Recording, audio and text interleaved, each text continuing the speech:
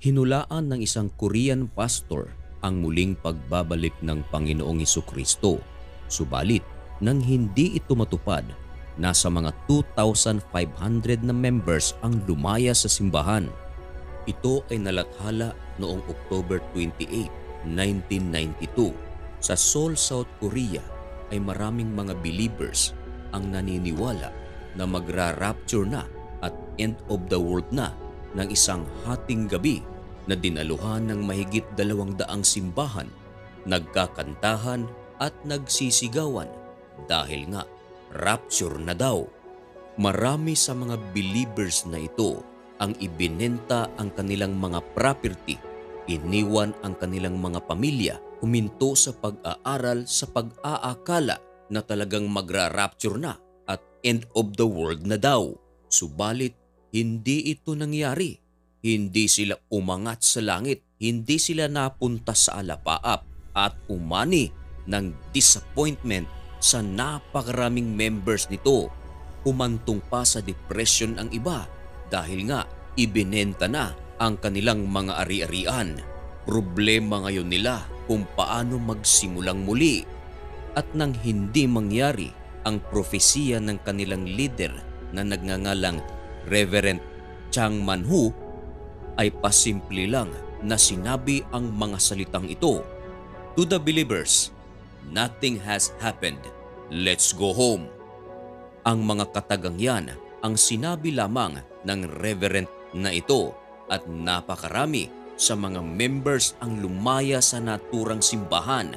Iniwan siya ng almost 2,500 members. Ano kaya ang sinasabi ng Biblia kung may isang nagpapakilalang propeta at nanghula at hindi natupad? Sa Deuteronomy chapter 18 verse 22 ay ganito ang sinasabi, "Pagka ang isang propeta ay nagsasalita sa pangalan ng Panginoon, kung ang bagay na sinasabi ay hindi sumunod ni mangyari, ay hindi sinalita ng Panginoon ang bagay na yaon. Ang propetang yaon ay nagsalita ng kahambugan, huwag mong katakutan siya." Ayon sa Biblia, kung ang isang propeta ay nanghula at hindi natupad, hambog ang propetang iyan. At ayon mismo sa Biblia, huwag siyang katakutan. Kaya tama lang na iwan siya ng mga members nito sapagkat siya ay nagpapakilalang false prophet. Mahirap isipin kung bakit may mga members pa rin na nagpapaiwan sa mga relihiyon na failed na ang mga prophecy ng kanilang simbahan.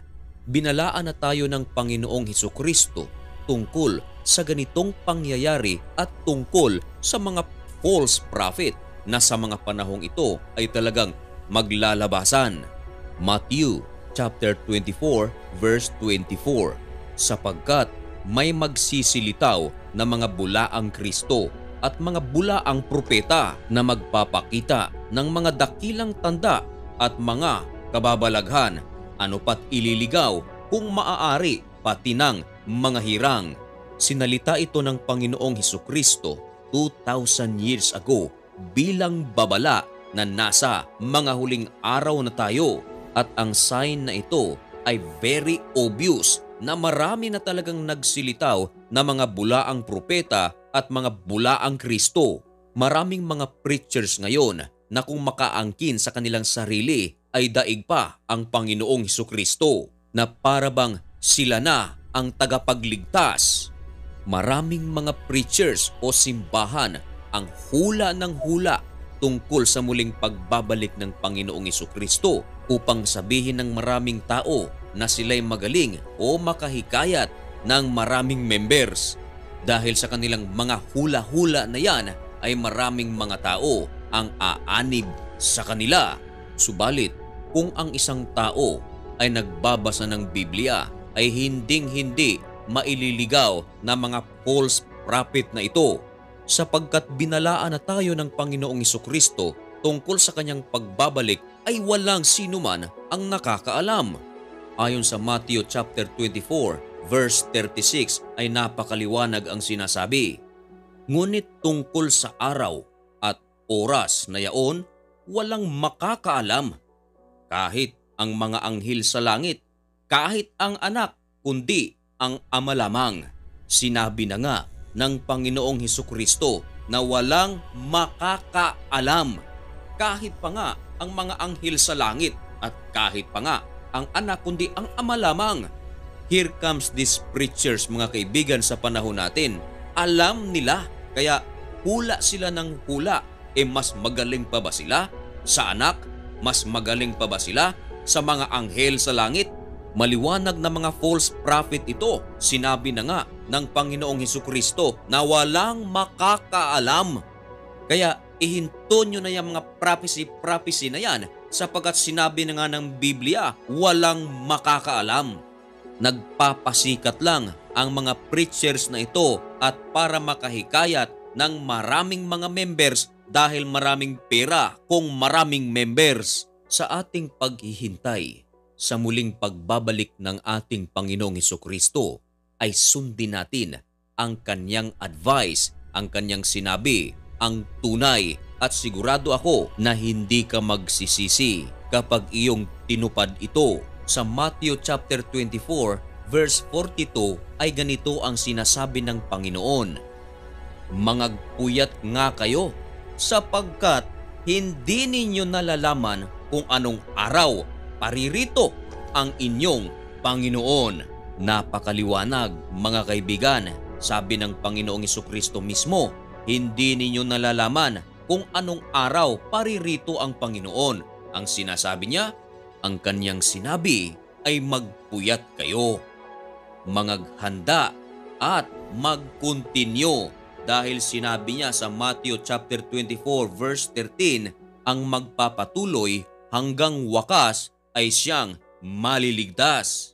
Huwag tayong umasa sa mga prophecy na iyan. Dahil sa kanilang mga failed prophecy, napatunayan tuloy na sila ay mga false prophet. Marami pa sa mga grupo ngayon sa ating panahon na talagang na-upload pa sa internet ang kanilang mga failed prophecy. At ito lang ang tanging paalala ng usapang banal. Kapag narinig ng mga miyembro na nag-prophesy ang kanilang simbahan o preachers, layasan nyo na yan dahil yan ay false prophet. Sabi ng Panginoon doon sa Deuteronomy chapter 18:22, huwag silang katakutan, at hindi sinalita ng Panginoon ang mga failed prophecy ng mga preacher na ito sa ating panahon. Mga kaibigan, ito ay reminder lamang mula sa usapang banal. Ano ang iyong masasabi tungkol sa usaping ito? Malaya kang gamitin ang ating comment section upang ipahayag ang inyong opinyon, ang inyong nalalaman o doktrina tungkol sa usaping ito. Hanggang dito na lang, mga kaibigan. Thank you so much for watching. May God bless you. Goodbye.